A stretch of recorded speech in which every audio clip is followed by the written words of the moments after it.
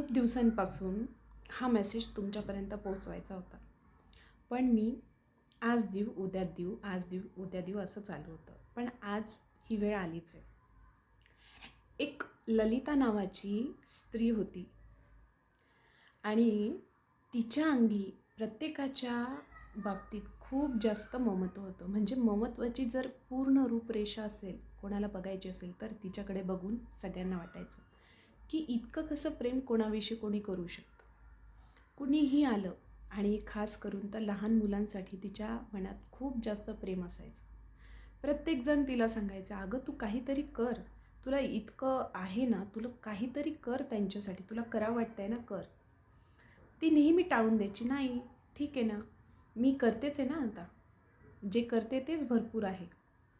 तिला पण असं वाटायचं की काहीतरी करू कडे, आपण आपल्याला करावं वाटतंय ना, आपण याच्यामध्ये काहीतरी सेवा दिली पाहिजे. पण ती टाळायची. आता मी जे सांगणार आहे त्याच्यामागून भीतीदायक घ्यायचं नाही आपल्याला काही, पण ही जी गोष्ट आहे ना, ही रिलेट करा प्रत्येकजण.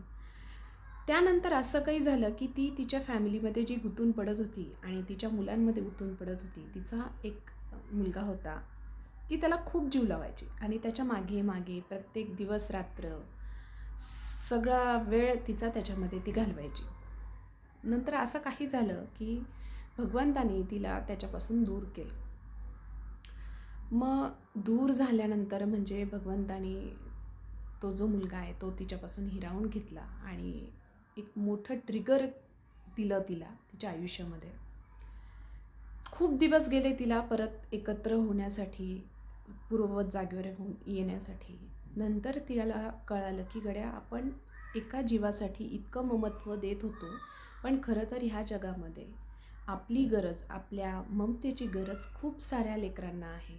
मग तिथून तिने पुढं आश्रमाची सुरुवात केली आणि हजारो मुलांची आई झाली ती, हजारो मुलांची. आणि खूप जीव लावला तिने. जोपर्यंत ती होती तोपर्यंत तिने त्या मुलांसाठी खूप काही केलं. आता ही झाली गोष्ट. आता यातून काय सांगायचं आहे आपल्याला, की आपलं जे इंट्युशन आपल्याला येतात ना, आपल्याला क्षणोक्षणी काही वाटत असतं ना, की मला हे करावं वाटतंय, मला कुकिंग करावं वाटते आहे, मला डान्सिंग करावं वाटते, मला सिंगिंग करावं वाटते, मला काहीतरी शिकावं वाटतं आहे, मला काहीतरी शिकवावं वाटत आहे, मला एक्सप्लोअर करावं वाटतं आहे, मला फिरावं वाटतं आहे, मला या ठिकाणी जावं वाटतं आहे, मला याच्याशी बोलावं वाटतं आहे, मला त्याला काहीतरी समजून सांगावं वाटतं आहे, मला कुणासाठी काहीतरी सेवा द्यावं वाटते आहे. हे जे आपल्या मनात येत असतं ना, तो भगवंतच आपल्या मनामध्ये बीज टाकून जात असतो. कारण आपल्याला हे जे वाटतं ना, ते वाटल्यानंतरच आपण कोणत्या गोष्टीला सुरुवात करतो करण्याची. मग ज्यावेळेस तुम्हाला अशा काही गोष्टी मनापासून कराव्या वाटतात ना, त्यावेळेस त्या करत जा. त्याला ढकलत नका जात जो पुढं, आज करू, उद्या करू, परवा करू. कारण ज्यावेळी आपण त्या नेहमी ढकलतो ना, की ठीक आहे ना, जाऊ द्या ना, नंतर कधी केल्या जाईल, तर काय होतं, आपल्या कृत्यावर काही जण वाट बघून असतात. त्यांना खरंच खूप गरज असते त्या गोष्टीची.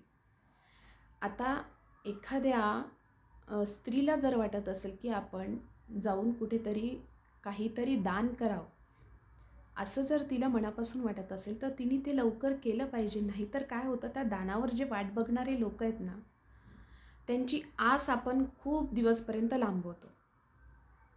हेच उदाहरण जे आपण ऐकलं, की ते वाट बघणारे मग वाट बघत बसतात, त्यांना खरंच गरज असते. आता काही लोकांना काही शिकवावं वाटत असेल दुसऱ्यांना, तर ते वाट बघत असतात की कुणीतरी आपल्याला शिकवणारं येईल कुठून तरी. आणि असं काही नाही, कोणतंही काम लहान किंवा मोठं नसतं. तुम्ही कोणतंही काम अगदी झिरोपासून सुरू करू शकता. असं विचार करू नका की अरे आपल्यामध्ये तर ही कमी आहे, आपण तेवढं अफोर्ड करू शकत नाही, माझ्याजवळ हे नाही, माझ्याजवळ ते नाही, मग मी कसं शिकवू, मग मी एवढी हुशार नाही त्याच्यात. नाही, तुम्हाला जिथून सुरुवात करावं वाटते, जशी सुरुवात करावं वाटते, कोणत्या पण गोष्टीची सुरुवात ही झिरोपासूनच होत असते. मग हळूहळू हळूहळू त्याची जी उंची आहे ती गाठत असते. तुम्हाला सुरुवातीला गाडी स्टार्ट तर करावं लागेल, मग हळूहळू त्याची स्पीड 10, 20, 30, 40, 100 आणि त्यापुढे वाढत जाते. पण सुरुवात तुम्हाला करावं लागते. सुरुवात केली ना, मग भगवंत बरोबर मदतीचे हात तुमच्या पाठीशी पाठवून देत असतो. फक्त तो तुम्हाला म्हणत असतो की अरे सुरू कर, तुला जे करावं वाटतं ते सुरू कर.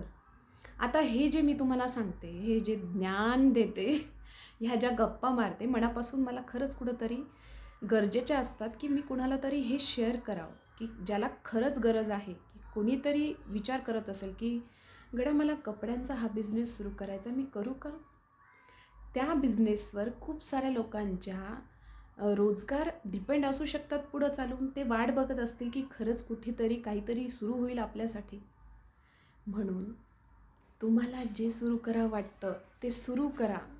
असा विचार करू नका की त्यामध्ये मी परफेक्टच झाली पाहिजे, मला मोठं त्याच्यामध्ये काहीतरी गुंतवणूकच पाहिजे, मला मोठ्या गोष्टी पाहिजे त्याच्यात, मला तेवढं ज्ञान नाही आहे.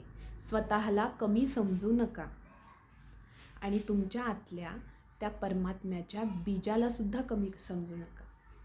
जे तुम्हाला करावं वाटतं मनापासून ते खरंच करा.